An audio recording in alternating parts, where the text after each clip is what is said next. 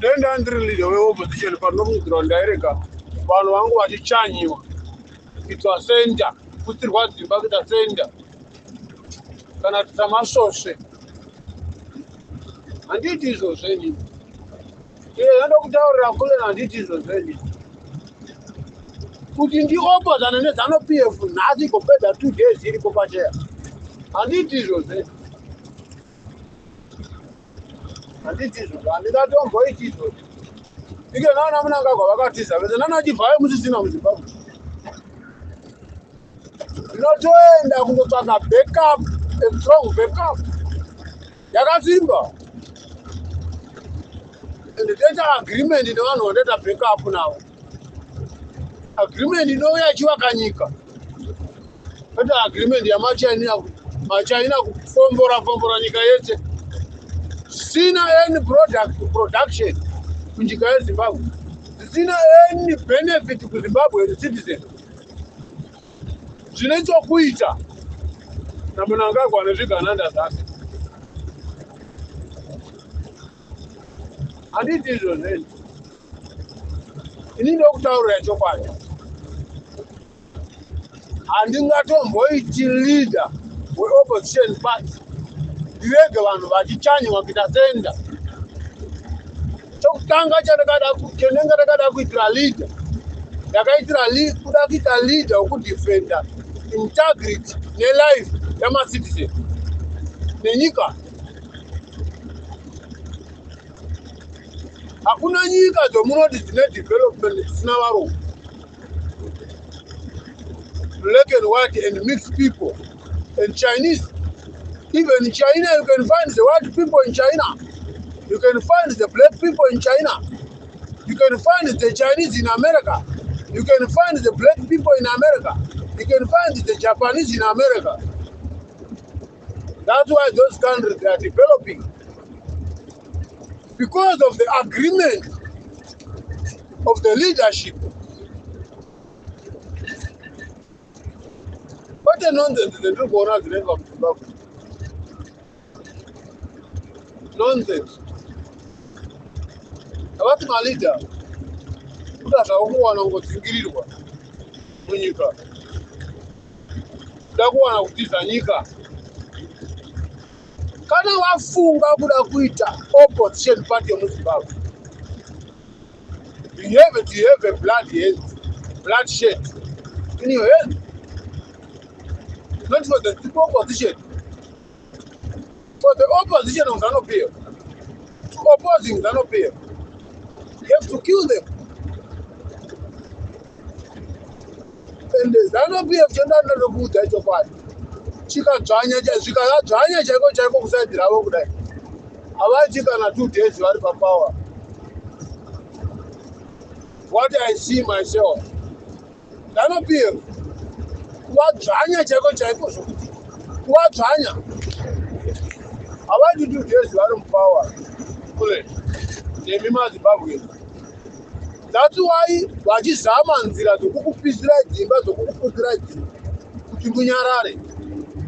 Pakaita leader nebrain dzinopisa ndedzangwini. Handisera nyangadzwa navanhu vanotaura.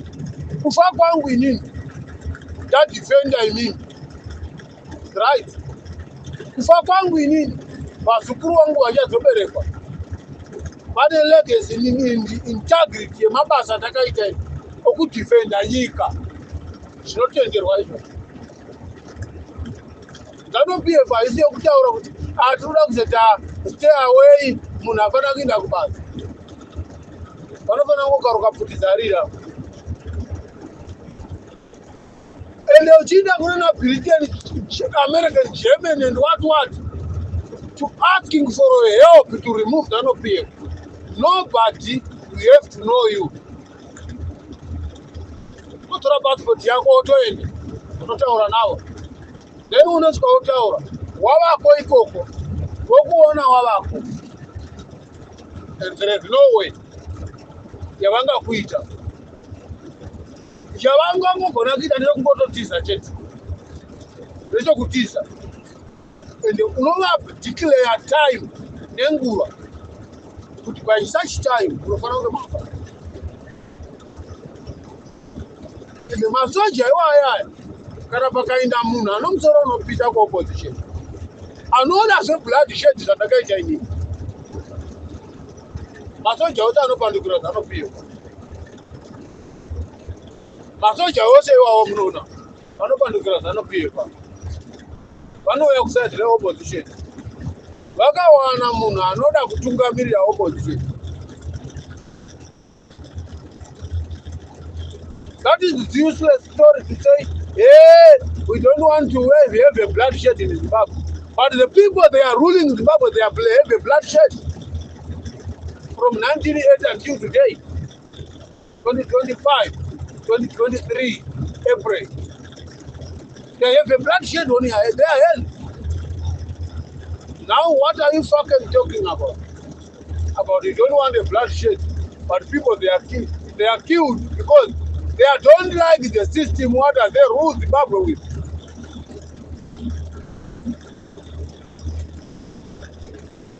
Kutaura kuti Zimbabwe kana kuti kutaura ZANU-PF, it's corrupt. It's not a terrorist. It's a reality.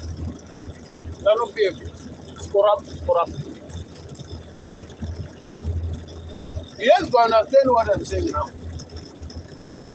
Zimbabwe haishadi education. Kuipinza muform kuti ive a better country. Zvakabva kupi kuti yaiva bread of Africa. Now it's a bean of Africa. Zvakabva kupi kuti Zimbabwe it was a basket of economy in Africa. Now it's a basket of bean of Africa. Zvakabva kupi. Zvakabva kupi. Kana muchifunga njere dzenyu chaidzo. Vakasirwa mari dzekudevelopa everything. The service delivery. Road kuchipatara ipi kose mari the pension. Imimi vana muchiba imimi. Na nhasi muri papromise from 1980, 45 years. But they are still keep and complete celebrating independent. But Murukuchema, there's some tears on your face. Your brain is wondering about what is going on about this shit. But you don't say nothing. And one of you guys, you support them to be in power. But what did you benefit with them? They are in power now. Nothing. Chimgido for nothing. Muchiba for nothing.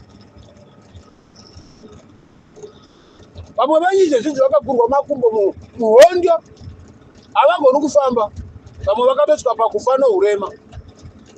Vamwe vakandofurwa paDRC havana magadziko okugara nawo. Zvitsitsino havana. Maifurirwa mainterest, maishaiwa hamuna zvitsitsino zveshoka because of the interest of ZANU-PF. Vakaradzikirwa nevana paDRC because of the interest of the pocket of ZANU-PF people. Now you have to keep and cry and focus. Murugo chema each and every fucking single day. Yeah, vana vedu vakaurawa kuDRC vakazodai vakaurayiswa nani. Ndimi maisapota mapenzi kuti andourayisa vana venyu. Saka munochemei. Ina handidi leader weopposition party. Kutaura zvinonzikwa nana Trump zvakaita vana Gilson Stallings zvakuita kuAmerica. Handiti izvozvo. Handite iyoyo. Ndinotodzoka ikoko ndine jinja rimwe risingaiti. Ndine munhu pasi. Handite iyoyo varume. Vese vari kurashikirwa noupenyu nokushaiwa zvipatara. Vari kurashikirwa noupenyu nemaroad accident. Vari kurashikirwa nedzimba nemisha yavo. nokuda kwokuti nyika yakafa, vakadzi navana vachisiya vachinowana vamwe vakadzi pajoni paAmerica kupi nokuda kweZANU-PF. Handiti iyoyo. Vari kurashikirwa nemhuri muri munzira muna Limpopo, Bedbridge kupi kunana German America kupi. Handiti iyoyo.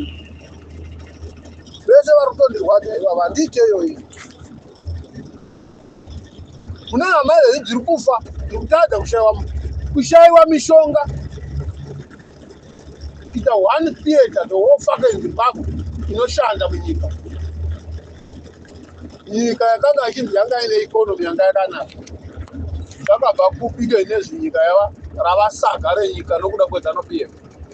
Handiti iyoyo varume. Inini varume handiti iyoyo.